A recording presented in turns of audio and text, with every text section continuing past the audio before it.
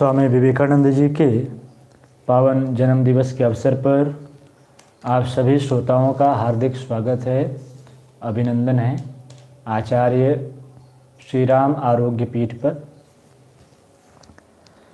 आइए आज के स्वाध्याय कक्षा को प्रारंभ करें। इससे पूर्व गायत्री महामंत्र वेद मंत्र एक साथ उच्चारण।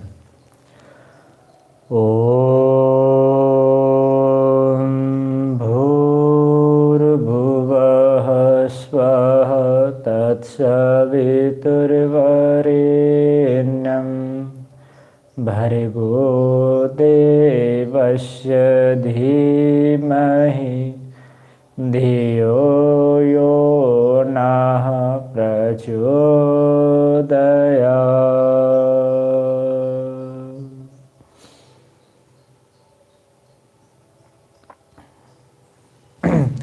स्वामी विवेकानंद के चरणों में प्रणाम करते हुए आज की स्वाध्याय की कक्षा को प्रारंभ करते हैं। जैसा आप सबको विदित है कि प्रत्येक वर्ष के 12 जनवरी को राष्ट्रीय युवा दिवस घोषित किया गया है, क्योंकि 12 जनवरी 1863 ईस्वी को स्वामी विवेकानंद जी का जन्म हुआ था। यह ग्रेगोरियन कैलेंडर के हिसाब से है कि उनके जन्म जो है वह 12 जनवरी को है, लेकिन यदि हम लोग अपनी सनातन पद्धति से देखें, ज्योतिष गणना से यदि देखें, तो उनकी जो जन्म है वह हुई थी माघ के कृष्ण पक्ष की सप्तमी तिथि को, जो कि इस वर्ष 2023 में 14 जनवरी को पड़ रही है और वह आज का ही दिवस है। और इसलिए हम लोग चूँकि तिथि अनुसार से हम सभी महापुरुषों के जन्म जयंती को मनाते हैं और उनके द्वारा जो साहित्य रचे गए हैं, उन साहित्यों में जो उनकी रचनाएं हैं, उनमें कुछ कुछ महत्वपूर्ण बिंदुओं को हम सभी आत्मसात करने की और उनसे प्रेरणा लेने की हम सभी चर्चा करते आ रहे हैं पिछले कुछ स्वाध्याय की कक्षाओं में। तो इसी प्रकार इस आज की भी कक्षा में हम सभी जानने का प्रयास करेंगे कि स्वामी विवेकानंद जी के जो प्रमुख साहित्य हैं, उन साहित्यों में उन्होंने मनोविज्ञान के क्या सूत्र दिए हैं, उन मनोविज्ञान के सूत्रों को समझने का प्रयास करेंगे, क्योंकि जीवन का जो आधार है वह मनोविज्ञान ही है। ऐसी कोई धारा नहीं, ऐसा कोई क्षेत्र नहीं जहाँ मनोविज्ञान ना हो। इसलिए आइए उस मनोविज्ञान के सूत्रों को हम सभी समझने का प्रयास करें। उससे पूर्व स्वामी विवेकानंद जी के संक्षिप्त जीवनी को समझने का, जानने का प्रयास करें।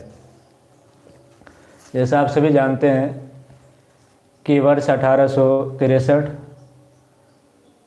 माघ कृष्ण सप्तमी तिथि तदनुसार 12 जनवरी 1863 को स्वामी विवेकानंद जी का जन्म कोलकाता में हुआ था। प्रारंभ से ही वे छोटे होते हुए भी अति परिपक्व बुद्धि तथा असाधारण ओजस्विता के धनी बालक थे, परंतु फिर भी प्रारंभिक अवस्था से ही ध्यान के प्रति उनकी स्वाभाविक प्रवृत्ति दिखाई थी, क्योंकि बचपन में बाल सुलभ खेलों के साथ साथ ध्यान भी उनके खेल का एक अंग भी था। ज़्यादातर हम लोग देखते हैं कि छोटे छोटे जो बच्चे होते हैं वो विभिन्न प्रकार के खेल में, क्रियाओं में, खिलौनों के माध्यम से या अपने साथ के जो सहपाठी होते हैं, इन लोगों के माध्यम से वो अपना खेल क्रीड़ा करते हैं।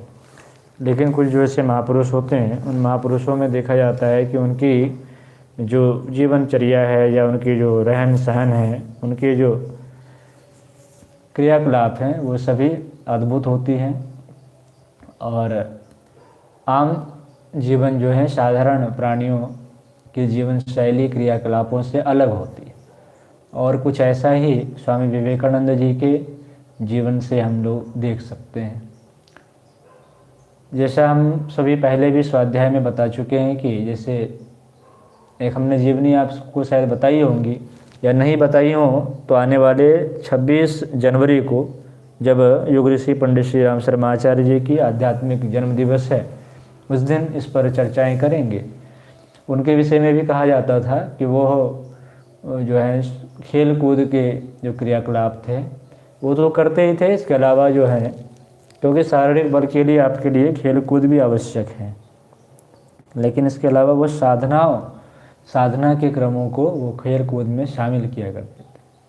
इसी प्रकार से हम लोग देखें तो स्वामी विवेकानंद जो हैं वो ध्यान अपने खेल कूद के क्रियाक्रम में या फिर एक कार्यक्रम के तौर पर उन्होंने अपने जीवन का एक अंग बना करके रखा हुआ और ध्यान की विभिन्न प्रक्रियाओं को वो करते थे, खेल कूद के ही माध्यम से करते थे, लेकिन करते थे। ऐसा ही एक उदाहरण देते हुए बताया गया है उनके इस साहित्य में कि एक बार नरेंद्र, चूँकि बचपन का नाम जो था स्वामी विवेकानंद का वो नरेंद्र था, वो तो संन्यास के बाद उन्हें विविदिशानंद नाम दिया गया और फिर विविदिशानंद से वो फिर विवेकानंद हो गए, है ना। संन्यास में जब उनको नाम दिया गया था वह नाम था विविदिशानंद। तो एक बार नरेंद्र अपने मित्रों से ध्यान कर रहे थे कि तभी एक जहरीला नाग आ गया। अन्य लड़के भयभीत हो गए तथा उसे चेतावनी देते हुए भाग खड़े हुए। स्वामी विवेकानंद को चेतावनी देकर के भाग खड़े हो गए कि नरेंद्र भाग, जो है जहरीला नाग है, डस लेगा। परंतु नरेंद्र जो थे अचल बैठे रहे, हिले भी नहीं, बस जमे रहे, डटे रहे, बैठे रहे। तथा थोड़ी देर मंडराने के बाद वह विषधर वहाँ से सरक गया। खुद ही जो है देखा, यहाँ मुझसे भी जो है बलवान ताकतवर पौरुष व्यक्ति बैठा है, वो वहाँ से धीरे धीरे सरक गया, जो नाग था विषधर। बाद में उसने अपने माता पिता से कहा था, मुझे विषधर या अन्य किसी बात का पता ही नहीं चला, मैं अवर्णनीय आनंद का अनुभव कर रहा था। ध्यान में चले गए थे स्वामी विवेकानंद। ध्यान की अवस्था में जब शरीर भाव में हो तब तो बाहर की आवाज़ें सुनाई दे और कुछ बाहर की दृश्यों का अनुभव। स्वामी विवेकानंद तो ध्यान की प्रगाढ़ अवस्था में थे। जब अवस्था में जब पहुंच गए तो नाग आ जाए, शेर आ जाए, ओले पड़ जाएं, आग लग जाए, उनसे क्या दिक्कत। शरीर जब है ही नहीं, शरीर को प्रभावित करेंगे ना। शरीर से ऊपर आत्मस्वरूप में वो ध्यान में लीन हो गए। तो स्वामी विवेकानंद की यह स्थिति हुआ करती थी, है ना। 15 वर्ष की आयु में उन्होंने आध्यात्मिक परमानंद का अनुभव किया।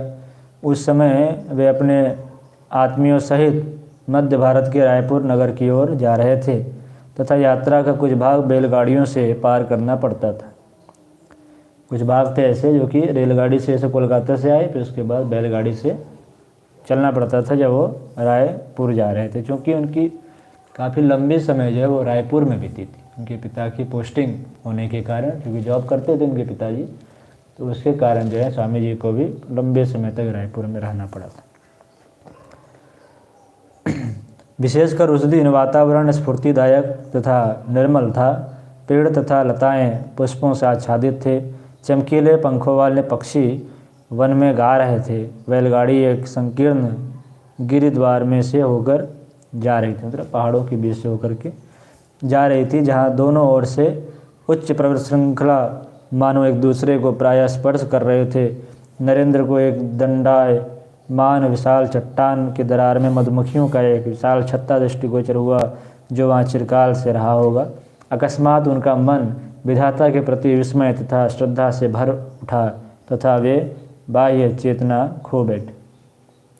मधुमक्खी के छत्ते को, जो पुरानी छत्ते थी पहाड़ियों के बीच में कहीं बनी थी, उस छत्ते को देखते हुए ही, जैसे जो ही देखा स्वामी विवेकानंद ने बाल स्वरूप में अपने, कि वह परमात्मा किस विस्मय जो कलाकारिता थी उसमें वो खो गए और अपनी जो बाह्य चैतन्यता थी उससे खोकर भूल करके वो अंतः में स्थित हो गए। कदाचित यह प्रथम अवसर था जब उनकी प्रबल कल्पना शक्ति ने अतीन्द्रिय परम चैतन्य के राज्य में आरूढ़ होने में उनकी सहायता की थी। ये पहला क्षण था जबकि बाह्य चेतना को समेट करके अंतः चेतना में स्थापित होकर के वह परमानंद की ओर उन्मुख होने का पहला अनुभव उनका रहा था, ये मधुमक्खी वाले छत्ते को देख। आगे फिर इसमें तीसरा जो उदाहरण है, पहले उदाहरण तो हो गई विषधर नाग वाली, दूसरी उदाहरण हो गई मधुमक्खी वाली। अब तीसरे उदाहरण को सुनिए क्या कहते हैं। एक बार विद्यार्थी काल में स्वामी विवेकानंद को भगवान बुद्ध का दिव्य दर्शन हुआ था। विद्यार्थी थे, स्टूडेंट थे, विद्या अध्ययन जब कर रहे थे, उसमें भगवान बुद्ध का दर्शन हुआ था। कैसे हुआ तो इसे सुनते हैं, जिसका वर्णन उन्होंने इस प्रकार किया। स्वामी विवेकानंद ने स्वयं इसको लिखे हैं कि एक रात स्कूल के जो विद्यालय थे उनके एक कक्ष में द्वार बंद किए मैं ध्यान कर रहा था, स्वामी विवेकानंद, तथा मेरा मन काफ़ी गहनतापूर्वक एकाग्र हो गया था, बिल्कुल कंसंट्रेट हो गए। कह नहीं सकता कि मैं उस प्रकार कितनी देर ध्यान मग्न रहा। ध्यान हो जाने पर भी मैं आसन पर बैठा रहा। तभी उस कक्ष की दक्षिणी दीवार से एक उज्ज्वल आकृति कदम बढ़ाते हुए मेरे सामने खड़ी हो गई। यह एक सन्यासी की आकृति थी, जो नितांत प्रशांत मुंडित मस्तक, नितांत प्रशांत बिल्कुल सौम्य सा चेहरा, मुंडित मस्तक, मुड़े हुए बाल नीत, तथा एक हाथ में दंड तथा एक हाथ में कमंडलू धारण किए हुए थे। उन्होंने कुछ देर मेरी ओर एकटक देखा और लगा कि वे मुझे संबोधित करेंगे, है ना। ऐसा एक सन्यासी का स्वरूप जिन्होंने बताया, दक्षिण दीवार की तरफ से वो सन्यासी निकले, मुंडित सिर मुड़े हुए थे और एक हाथ में दंड थे, एक हाथ में जो है कमंडल थे, और प्रशांत बिल्कुल चेहरा, और उनकी तरफ वो धीरे धीरे बढ़े आ रहे थे। एकटक स्वामी विवेकानंद को देख रहे थे और लगा जैसे उनसे कुछ वो बोलना चाह रहे। मैं भी आश्चर्य से निर्वाक उनकी ओर एकटक देखने लगा। स्वामी विवेकानंद उनको देखने लगे। अचानक एक प्रकार के भय ने मुझे जकड़ लिया कि अचानक से एक सन्यासी कहाँ से आ गया इस कमरे में, ना दरवाजे बंद हैं, दीवार से प्रकट होकर के आ गए, छोटा सा बालक। तो एक भय सा भी लग रहा था। मैंने द्वार खोला, तुरंत से गेट खोले हो, तथा तुरंत कमरे से बाहर भाग गए, बाहर निकल गए, क्योंकि डर गए थे। तब मेरे मन में आया कि इस प्रकार भागना मेरी मूर्खता थी, भागना नहीं चाहिए था उन्हें बाद में रियलाइज हुआ कि मुझे रुकना चाहिए था। शायद वे सन्यासी मुझे कुछ कहते, परंतु उसके बाद मैंने वह आकृति कभी नहीं देखी। मुझे लगता है कि जिन्हें मैंने देखा था वे भगवान बुद्ध थे। उन्हें ऐसा आभास हुआ कि जिसे उन्होंने देखा वह कोई और नहीं बल्कि साक्षात भगवान बुद्ध ही थे।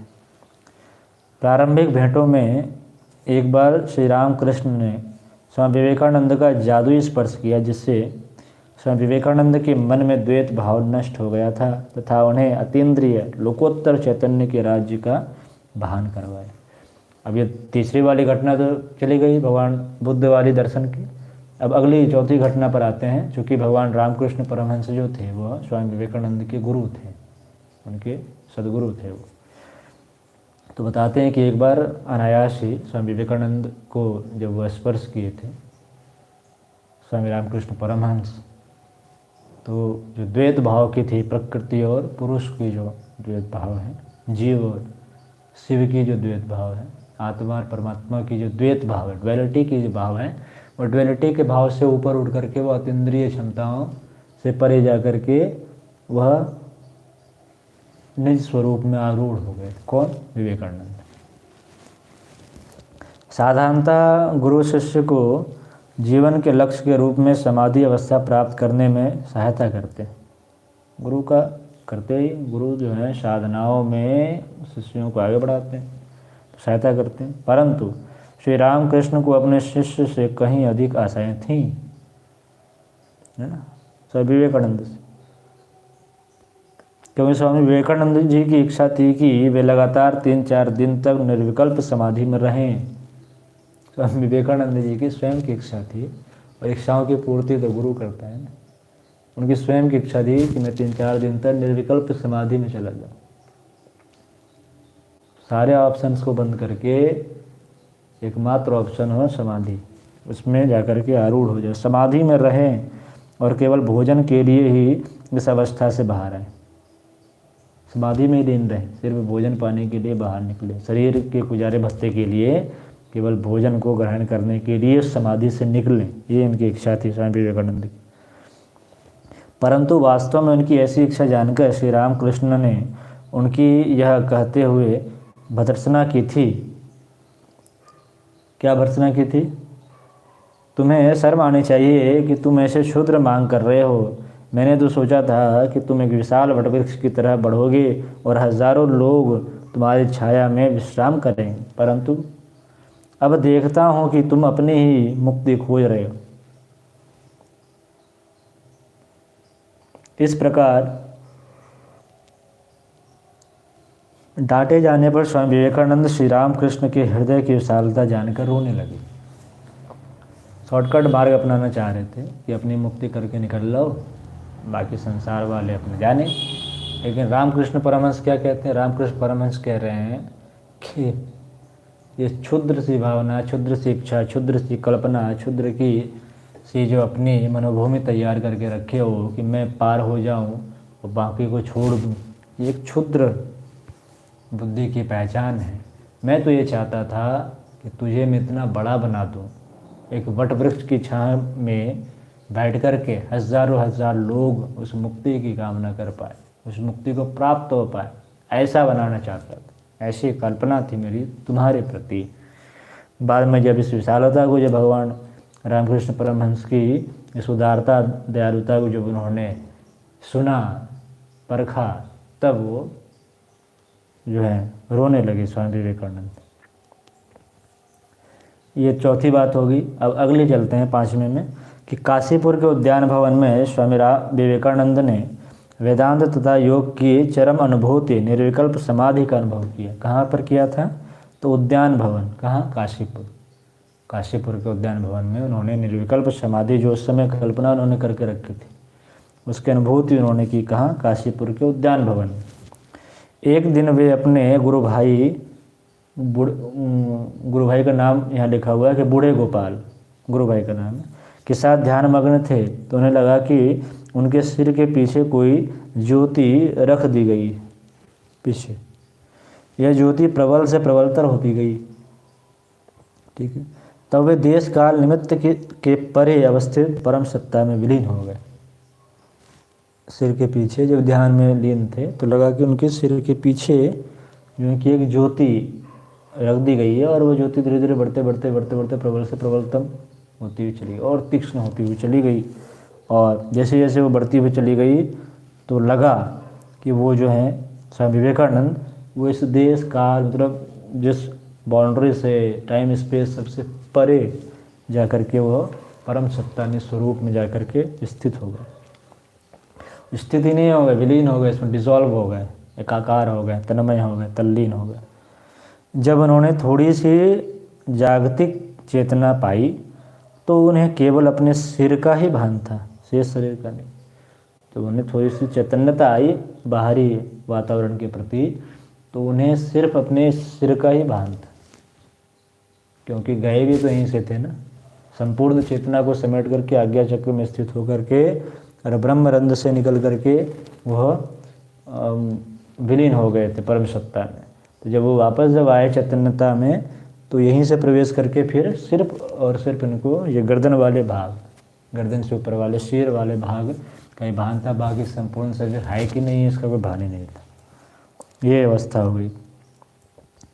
वे चिल्ला उठे, गोपाल भैया अपना गुरु भाई को लेके, मेरा शरीर कहाँ है? क्योंकि उनका सिर ही देख रहा था ना, शरीर तो नीचे का दिख नहीं रहा था, बॉडी पार्ट। चिल्लाने लगे कि मेरा शरीर कहाँ है। गोपाल ने उन्हें पुनः सांत्वना देते हुए कहा, यही तो है। क्योंकि सबको तो दिख रहा था ना कि बैठे हुए हैं, अब उनकी अवस्था क्या है ये किन्हें पता है। वो तो दिख रहे हैं कि हाड़ मांस के पुतले बैठे हैं, नरेंद्र यहाँ पर। बाद में बोले कि यहीं तो बैठे हो, कहाँ कहीं गए हो? यहीं शरीर है तुम्हारा, यहाँ तो ये पैर है, ये पेट है, ये पीठ है, गर्दन है, सब सीने हैं, सब तो ही है। फिर उस समय रामकृष्ण परमहंस थे, परंतु जब वे स्वामी जी को विश्वास नहीं दिला सके तो फिर क्या हुआ? तो गोपाल भयभीत हो उठे तथा रामकृष्ण की यह बात बताने के लिए दौड़े। जब उनको लगा, बता रहे हैं कि ये पैर है, यहाँ पे छाती है, आपका शरीर यहीं तो रखा है, बैठे तो हो यहाँ पर, तो उनको विश्वास ही ना हो स्वामी विवेकानंद को। तो जब वो विश्वास ना दिला पाए तो दौड़ करके भागे श्री रामकृष्ण परमहंस के पास में, और उनसे क्या कहा? श्री रामकृष्ण ने केवल यही कहा। जब उनको बताए कि ऐसा ऐसा बात है तो श्री रामकृष्ण ने कहा उसे और भी कुछ देर तक इसी अवस्था में रहने दो, उसने इसके लिए मुझे बहुत तंग किया है। इस अवस्था को पाने के लिए रामकृष्ण परमहंस को न जाने कितने बार उन्होंने परेशान किया था स्वामी विवेकानंद ने कि मुझे निर्विकल्प समाधि की अनुभूति करनी है। निर्विकल्प समाधि होती क्या है? तो जब वो नहीं आ पा रहे थे, उनको भान नहीं हो पा रहा था, तो श्री रामकृष्ण परमहंस बोले उनको छोड़ दो उसी अवस्था में, थोड़ी देर और रहने दो, मुझे बहुत परेशान किया इस अवस्था को पाने के लिए। ये हमने आपको बताई 5वीं बात। बहुत देर बाद स्वामी विवेकानंद साधारण अवस्था में लौटे, बहुत देर के बाद लौटे। अकथनीय शांति, ऐसी शांति इसका कोई वर्णन ही ना किया जा सके, और आनंद से उनका हृदय तथा मन भर गया।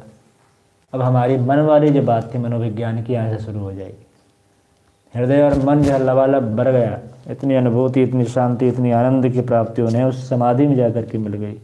जो श्री रामकृष्ण के पास आए तो उन्होंने कहा अब जगदम्बा ने तुम्हें सब कुछ दिखा दिया है।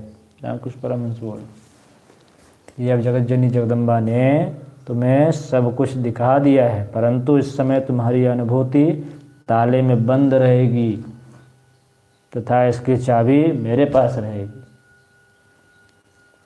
जब तुम माँ का कार्य पूरा कर लोगे तो यह कोष पुनः तुम्हारा हो जाएगा।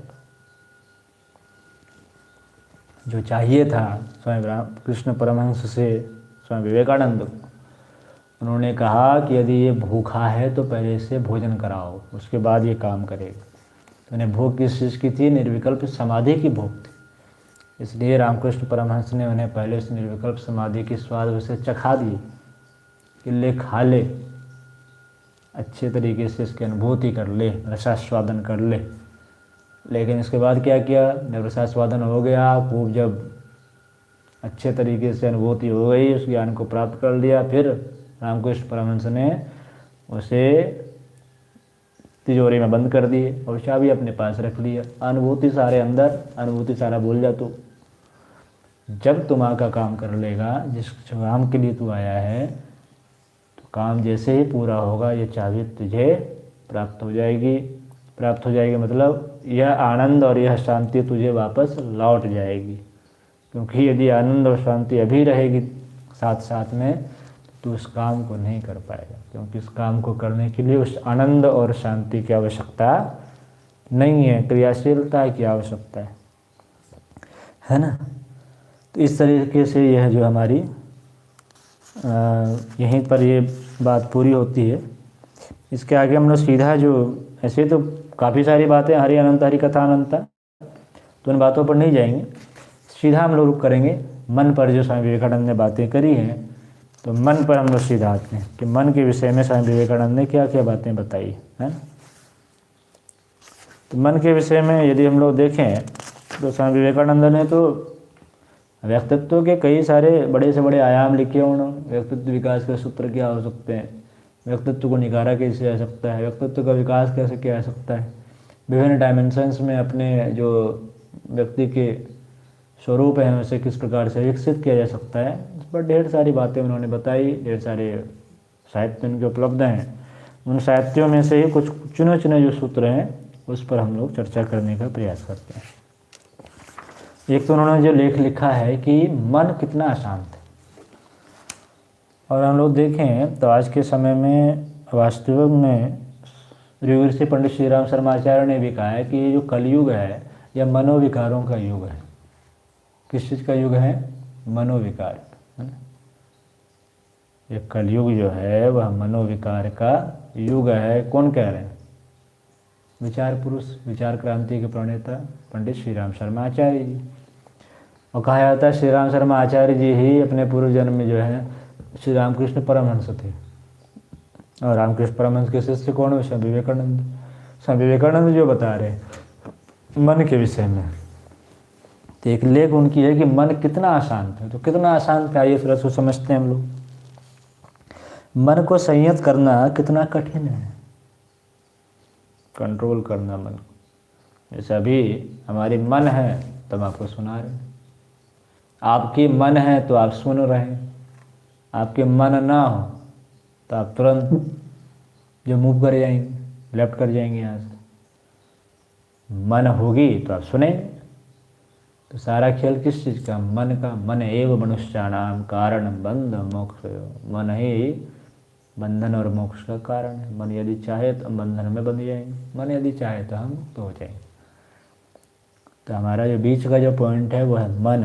मन यदि गिरा तो पशु, मन यदि उठा तो परमात्मा। पशु से परमात्मा बनाने की जो इंस्ट्रूमेंट है वो है मन। तो मन को जितना संयत किया जाए, संयमित किया जाए, व्यक्ति उतना ही ऊपर उठता हुआ चला जाता है। चेतना का विकास जो है वो मन की ही धरातल से ऊपर की ओर होता है। मन से ऊपर बुद्धि है, बुद्धि से ऊपर चित्त है, चित्त से ऊपर अहम है, अहम से अहम ही जब परिष्कृत हो जाता है फिर हो जाती है अहम ब्रह्मास्मि। उसके बाद जो है परमात्मा तत्व में विलीन होता हुआ चला जाता है। तो मन कितना अशांत है, इसके लिए स्वामी विवेकानंद जी क्या लिख रहे हैं कि मन को संयत करना बड़ा कठिन है, इस पर काबू पाना, कंट्रोल करना बड़ा कठिन है। आगे लिखते हैं, इसकी एक सुसंगत उपमा उन्मत्त वानर से दी गई। लिखा गया सुसंगत, संगत नहीं सुसंगत, बिल्कुल अप्रोप्रिएट जो इसकी तुलना की गई है वो किससे की गई? वानर। जो वन में जो रहने वाले जो नर हैं सब, है ना, उछल कूद उधर मचाने वाले, कूद फान करने वाले, कभी इस डाल से उस डाल, उस डाल से उस डाल, इस सामान को उधर उस सामान को उधर, दुनिया भर की जो उछल कूद जो करते रहते हैं, उससे तुलना की गई है किसकी? मन की, है ना। एक कहानी सुनाते हैं कि एक बानर था, वह स्वभावतः चंचल था जैसा कि बानर होते हैं। अब एक जगह बिठा करके रखिए, वो बैठे, यदि रह जाए 2 मिनट तो भैया बानर नहीं है, वो बहरूपिया हो सकता है या कोई समस्या होगी उससे। लेकिन जो नेचुरल है, स्वभावतः जो एक बानर का गुण है, वह एक स्थान पर टिक ही नहीं सकता है, या शांत नहीं बैठ सकता है, कुछ न कुछ वो उछल कूद करेगा, कुछ न कुछ वो एक्टिविटी करता हुआ दिखेगा। जैसे हनुमान जी की तरह वो ध्यान लगा करके नहीं बैठ सकता है बानर, चंचल स्वभाव। और सेम स्वभाव जो है मन का भी है, इसलिए एक उदाहरण से वो समझा रहे हैं। लेकिन उतना ही पर्याप्त ना था, चंचलता ही उतना ही पर्याप्त नहीं, आगे क्या? और किसी ने उसे तृप्त करने जितनी शराब पिला दी। उदाहरण दे रहे हैं कि उसे तो इतना दिया गया कि बस एकदम फूल हो गई, उतना उन्होंने उसको शराब पिला दी, बंदर को, बानर को जो। इससे वह और भी चंचल हो गया, और भी उनकी उन्माद बढ़ जाती है, तो उसमें चंचलता बढ़ गई। इसके बाद उसे बिच्छू ने डंक मार दिया, बानर को बिच्छू ने डंक मारा। तुम जानते हो कि बिच्छू द्वारा डसा व्यक्ति दिन भर इधर उधर कितना तड़पता रहता है। स्वामी विवेकानंद बोल रहे हैं, जब लेक्चर अपने दे रहे हैं तो पूछ रहे, तुम जानते हो कि बिच्छू यदि किसी को डंक मार दे कितना इधर उधर उछल कूद करता है एक व्यक्ति, बंदर नहीं, व्यक्ति। अतः उस बेचारे बंदर ने स्वयं को अभूतपूर्व दुर्दशा में पाया। एक तो चंचल स्वभाव, ऊपर से वो पी लिया, तो पिला दिया गया उसको, और चंचलता बढ़ गई, ऊपर से बिच्छू ने डंक मार लिया, तो तिरमिलाहट तो होती ही है, जहर जैसे जैसे फैलती जाएगी शरीर में, तो भयंकर दुर्दशा हो। तत्पश्चात मानो उसके दुख की मात्रा को पूरी करने के लिए दानव उस पर सवार हो गया। ऐसी भयावता है एकदम। कौन सी भाषा उस बंदर की अनियंत्रणीय चंचलता का वर्णन कर सकती है? इतना बिल्कुल अनियंत्रित, ऐसी थी पराकाष्ठा कि उसकी किस भाषा में उसे बताया जाए, किस तरीके से बताया जाए, यह संभव ही नहीं था, है ना। इतनी अनियंत्रित कंडीशन। बस मनुष्य का मन उस बानर के सदृश है। कैसा सदृश है? केवल वानर के सदृश नहीं है, वानर हो, उसके ऊपर बिल्कुल तृप्त किया हुआ, उसे शराब पिला दी गई और एक बिच्छू ने डंक मार लिया। आप समझिए कि वो मतलब जैसे जो एंजाइम होते हैं, उस एंजाइम्स कुछ जैसे केमिस्ट्री लैब्स होती है, उसमें कुछ कैटलिस्ट डाला जाता है ना। तो बॉडी में जैसे एंजाइम्स हैं, उसी तरीके से बाहर से कैटलिस्ट डाला जाता है। इससे क्या होता है, रिएक्शन रेट को बढ़ा दिया जाता है, इन्हेंस कर दिया जाता है। जो शराब पिलाया गया वो तो इन्हेंस कर दिया, और इन्हेंस क्या कर दिया गया, चंचलता को इन्हेंस करने के लिए कि बिच्छू से डंक मरवा दिया गया। तो जलन जो हो रही थी उससे उछल कूद दर दर, और वर्णन नहीं किया सकता उस चीज़ों। वैसा स्वभाव है मनुष्य के मन का, केवल वानर स्वरूप नहीं है। शराबी वानर और बिच्छू से डंक खाया हुआ जो वानर है, वो स्वभाव है मनुष्य के मन का। मन तो स्वभावता ही सतत चंचल है, उसका तो नेचर ही चंचलता है। मन यदि स्थिर हो गया, टिक गया, तो मन है ही नहीं भाई। वह मन के अलावा कुछ हो सकता है, लेकिन मन नहीं है, क्योंकि मन तो चंचल होना ही होना है, तभी मन है। फिर वह कामना रूपी मदिरा से मत्त है। अब वहाँ जो शराब पिलाया गया था उस वानर को, यहाँ पर क्या किससे तुलना है, कामनाओं से। एक तो उसका स्वभाव चंचलता का है, ये तो नेचुरल हो गया। अब जो शराब है वो क्या है, कामना। उस मन के अंदर एक कामना है, किसी को पाने की कामना, कोई छूट गया हो या कोई अप्रिय हो गया हो उसे मनाने की कामना, किसी और वस्तु को पाने की कामना। हर चीज़ के पीछे जो अटैचमेंट है, वो पालूं, वो छोड़ दूं, वो ले आऊं, उसे मना लूं, ये कर दूं, वो कर दूं, दुनिया भर के जो ताम झाम हैं, यह कामना जो है, यह इसकी तुलना किससे की गई, शराब से, है ना। यह है शराब, मदिरा। इससे उसकी अस्थिरता बढ़ जाती है। चंचल तो है, अब इसमें जोड़ दिया हमने कामना का संपुट लगा दिया, कामना रूपी जो कैटलिस्ट हमने जब उसमें डाल दिया, तो क्या हो गया फिर, क्या हो गया फिर, उसके अंदर जो है उसकी चंचलता को और हमने बढ़ा दिया, उछल कूद और हमने उसकी बढ़ा दी, इन्हेंस कर दिया हमने चंचलता को, है ना।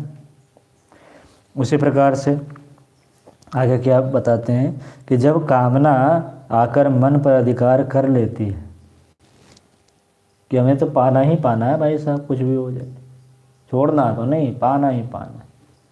कार लेना है तो लेना है, हर हाल में लेना है। मकान बनानी है तो बनानी है भाई साहब, चाहे कुछ भी हो जाए, चाहे कर्ज लेकर के बनाए, चोरी करके बनाए, जैसे बनाए बनाना है भाई, चाहे कितना भी क्यों ना गिरना पड़े भाई, जिसे हम चाहते हैं उसे हम पा करके ही रहेंगे। बुद्धि समाप्त हो जाती है। गीता में कहा गया कि ध्यायतो विषयान पुंसा संगास्तेषु उपजायते, संगाद संजायते कामा, कामाद क्रोधो विजायते, क्रोधाद भवति सम्मोहा, सम्मोहात् स्मृति विभ्रम, स्मृति भ्रंशात् बुद्धिनाशो, बुद्धिनाशात् प्रणश्यति। ध्यायतो विषयान पुंस, विषयों के चिंतन करने से क्या जन्म लेती है, कामना जन्म लेती है भाई साहब। वही कामना की बात कर रहे हैं कि जब कामना आकर के मन पर अधिकार कर लेती है कि हर हाल में हमें यह चाहिए, तब लोगों को सफल देखने पर ईर्ष्या रूप बिच्छू उसे डंक मारता है। यहाँ भी बिच्छू डंक मारेगा, कैसा कैसा, तब लोगों को सफल देखने पर, व्यक्ति, सामने वाला व्यक्ति जो सफल होता हुआ चला गया, हमारा मकान तो एक ही महल का रहा, बगल वाले का 3 महल का कैसे हो गया। हमारे यहाँ तो भाई साहब पुराने वाली ही साइकिल रही, उनके यहाँ बाइक कैसे आ गई। हमारे यहाँ तो पुराने वाले टीवीएस है, उसके यहाँ नई वाली कैसे आ गई। हमारे यहाँ तो 2 चक्के हैं, उसके यहाँ 4 चक्के कैसे हो गए भाई साहब। हमारे यहाँ तो पुराने डिजाइन वाले 4 व्हीलर हैं, उनके यहाँ तो बिल्कुल नई मॉडर्न। अरे भाई साहब हमारी बहू तो ऐसी है, उसकी बहू तो वैसी है। हमारे घर में तो लड़का जॉब भी नहीं करता, उसके 2 लड़के जॉब करते हैं। ये क्या है, इनसे पैदा होते हैं ईर्ष्या, जलन, जेलसी। और योग ऋषि पंडित श्री राम शर्माचार्य कहते हैं कि ईर्ष्या व्यक्ति को उसी प्रकार से खा जाता है जैसे कपड़े को कीड़ा, खोखला कर देता है बिल्कुल, ईर्ष्या, है ना। इसलिए ईर्ष्या जो है ये क्या है, एक मनोविकार है। तो ये ईर्ष्या रूपी जो बिच्छू है यह डंक मारता रहता है व्यक्ति को। और यह डंक जो मारता रहता है ना, इसी डंक ने जो उछल कूद करके व्यक्ति से अत्याचार, व्यभिचार, अनाचार, दुराचार, ना जाने कितने प्रकार के पापों में लिप्त करके उन कामनाओं की पूर्ति का सरंजाम जुटाने में लग जाता है। जो कामना सिर पर अधिकार बनाए बैठी है कि हमें तो चाहिए, और मुक्ति न मिलने का कारण यही है, और यहाँ से बंधन शुरू हो जाते है ना। एक कामना समाप्त नहीं हुई कि दूसरी कामना साथ में जुड़ जाती है, और यह कामनाओं के चक्र में व्यक्ति बंधन में बंधता हुआ चला जाता है और मुक्ति की कभी सोच ही नहीं पाता। और जब लगता है वैसा कुछ, फिर से कामना, और यह कामना ही क्या है, इसे ही मोह माया कह दिया गया है ना। तो ईर्ष्या रूपी जो बिच्छू है उसे डंक मारना शुरू कर देता है। आगे क्या लिखते हैं स्वामी जी कि उसके भी ऊपर जब अहंकार रूप दानव उसके भीतर प्रवेश करता है, तब तो वह अपने आगे किसी को नहीं गिनता। अब इससे भयंकर क्या है, अहंकार, कि मैं क्यों ना करूं, मैं क्यों ना चाहूं, मैं क्यों ना पाऊं, मुझे भी तो चाहिए, मैं भी तो कर सकता हूँ। ये मैं वाली जो बात आ जाती है ना, यह क्या, मैं अहंकार है ना, यह है मैं अहंकार। तो ये इसमें और बड़ा सा सप्लीमेंट जोड़ देता है कि जब उसने किया तो तू भी कर, तभी तो कहेगा ना कि मैंने भी किया। जब बगल वाला किया तू भी करना, तू भी तो कर सकता है। ये इंटरनली जो है मोटिवेट करता रहता है, जो अहम है। ये उस बंधन को कसने का, गांठे लगाने की और काम जो करता है वह है अहंकार। अहंकार यदि ना आए तो व्यक्ति किसी हद तक थोड़ा बहुत संभल भी जाए, लेकिन जब अहंकार आकर के बिल्कुल बाइंड अप कर देता है तो व्यक्ति उस कामनाओं की पूर्ति में जुट ही जाता है। और जब ये अहंकार आ जाती है तो आगे वो किसी को समझता भी कुछ नहीं है ना। वो हमेशा समझता है कि आई एम सुपीरियर, अपने आप को हमेशा बड़ा समझता है। अब वो क्या है तो स्वयं वो मूल्यांकन करे तो समझ जाए, लेकिन वो सामने वाले के सम्मुख अपने आप को कभी छोटा समझने का प्रयास करता ही नहीं है। समर्पण का भाव है ना, अपने आप को दूसरों से प्रेरणा लेकर के आगे बढ़ने वाली जो भाव है वो सब भूल जाता है। वो करता क्या है, मैं, बस इस मैं के ही बंधन में बंधा रह जाता है। हरिद्वार के स्वामी गीतानंद जी महाराज लिखते हैं क्या कि मैं की आवाज़ आती कहाँ से। मैं जो कर रहे हैं ना, बकरे की तरह मैं। तो बकरा जो अहंकार का प्रतीक है। हमारे शास्त्रों में लिखा गया कि बलि देनी है। बलि क्या होता है, जैसे आजकल लोग क्या करते हैं कि जीव जंतुओं को मारे जा रहे हैं। सियाराम में सब जगह जानी करो प्रणाम जोड़ी जुग पानी, जब आप कह रहे हैं तो फिर भाई साहब आप कैसे मार काट सकते हैं। तो आप व्यक्ति बकरा काटे जा रहा है, बकरा काटने को नहीं कहा गया भाई साहब। बकरा जो है अहंकार का प्रतीक है। अपने अहंकार का दलन करो ना, अहंकार को समाप्त करो। भगवती के चरणों में चढ़ाना हो तो अपने अहंकार को हटाओ ना। अहंकार का गलना ही समर्पण का उदय है। और जब तक आप अहंकार नहीं गलाओगे, समर्पण नहीं आएगा तो आप उससे एकाकार नहीं हो पाओगे। जिस एकाकार की अनुभूति स्वामी विवेकानंद ने की, जो भी हमने थोड़ी देर पहले आपको सुनाया। आगे लिखते हैं कि ऐसी तो हमारे मन की अवस्था है। यही अवस्था हमारे मन की है कि एक तो चंचल स्वभाव से है, दूसरा हमने क्या किया, उसमें कामना जो है जोड़ दिया, कामना का हमने मदिरा पान करा दिया। तीसरा क्या किया हमने कि ईर्ष्या पाल लिया, दूसरों को लेकर के तुलना, प्रेरणा लेकर के आगे बढ़ना चाहिए, हमने तुलना करना शुरू कर दिया और ईर्ष्या पाल ली, ईर्ष्या चालू हो गए स्वभाव से। चौथा हमने संपूर्ण सबसे अच्छा लगा दिया क्या कि अहंकार, अहम, उसमें जोड़ दिया। लोग कितना भी आपको समझाने की कोशिश करें, समझने वाला कहाँ है व्यक्ति, क्योंकि अहंकार आ गया ना। स्वामी विवेकानंद कहते हैं कि ये अवस्था हमारे सबकी मन की है। ये मन है क्या है मन? यही मन है।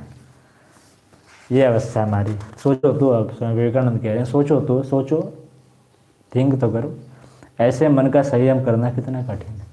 इसलिए शुरू में कहा था स्वामी विवेकानंद ने कि मन कितना अशांत है। टॉपिक क्यों करता है कि मन कितना अशांत है। तो मन की यह अवस्था उन्हें बना करके रख दी।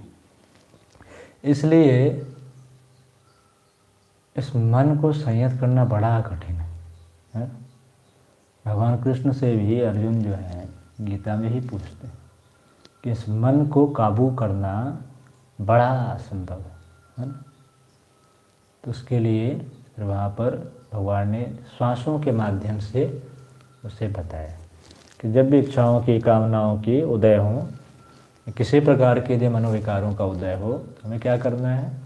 अपने श्वासों की गति पर ध्यान दीजिए, क्योंकि श्वास के अलावा आपके पास कोई उपाय है भी नहीं।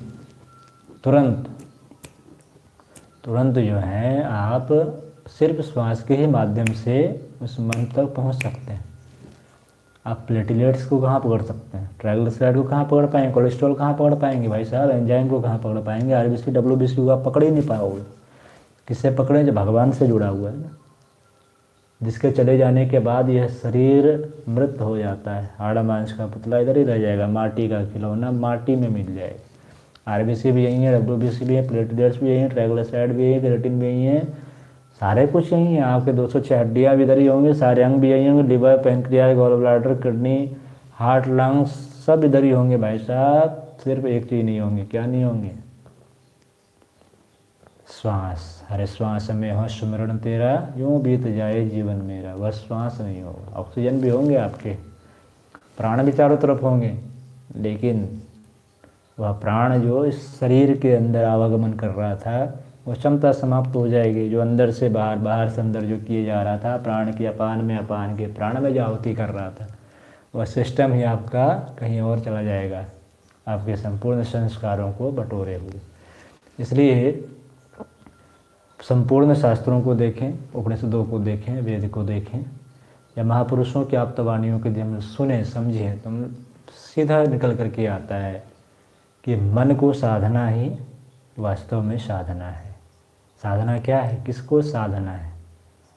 तो साधना सिर्फ एक चीज़ को है, वो है आपका मन। यदि मन आपका यदि सध गया, तो स्वामी विवेकानंद की ही तरह हम इसी जीते जी इस अवस्था में ही हम मुक्ति की ओर निकल सकते हैं, निर्विकल्प समाधि की ओर जा सकते हैं और उस आनंद को अनुभव कर सकते हैं। तो आज के स्वाध्याय को यहीं समाप्त करेंगे और अगले फिर हम लोग इसी स्वाध्याय की कक्षाओं के माध्यम से अपने ज्ञान का वर्धन करते रहेंगे, क्योंकि ज्ञान के जिज्ञासु पिपासु को ही मुक्ति का अधिकारी माना गया है। इसलिए अपने अपने ज्ञान को बढ़ाते रहें और अध्यात्म के मार्ग पर यूँ ही बढ़ते रहें। हम सबका जीवन का एकमात्र लक्ष्य है, वह है स्व के स्वरूप को पहचानना। निज स्वरूप को पहचानना ही संपूर्ण मानव जाति का एकमात्र धर्म है, कर्तव्य है। उस चीज़ का निर्वहन करते रहें, गुरु परंपरा से जुड़ते रहें और गुरुओं के आशीर्वचनों को सुने। चाहे किसी भी गुरु परंपरा से जुड़े हों, किसी भी जगह से यदि आपको ज्ञान की बातें मिलें, उन बात को आप आत्मसात करें और इन लोगों को बताएं, सुनाएं, चर्चा करें। इससे हम सबके अंदर की जो विद्या है, ज्ञान है, उसका विवर्धन होता है, वह बढ़ता है और अध्यात्म के मार्ग में आने वाले जो कांटे हैं, जो रुकावटें हैं, उससे निजात पाने का मार्ग हम स्वयं प्रशस्त करते हैं, है ना। स्वामी विवेकानंद की एक और बात आती है। विवेकानंद कहते थे कि तुम्हें कोई ज्ञानी नहीं बना सकता, तुम्हें कोई विद्वान नहीं बना सकता, तुम्हें कोई मुक्त नहीं कर सकता। कर कौन सकता है भाई साहब? गुरु भी नहीं कर सकते। गुरु भी सिर्फ इशारा दिखा सकते हैं। कौन कर सकता है? आप स्वयं कर सकते हो, क्योंकि अहम ब्रह्मास्मि।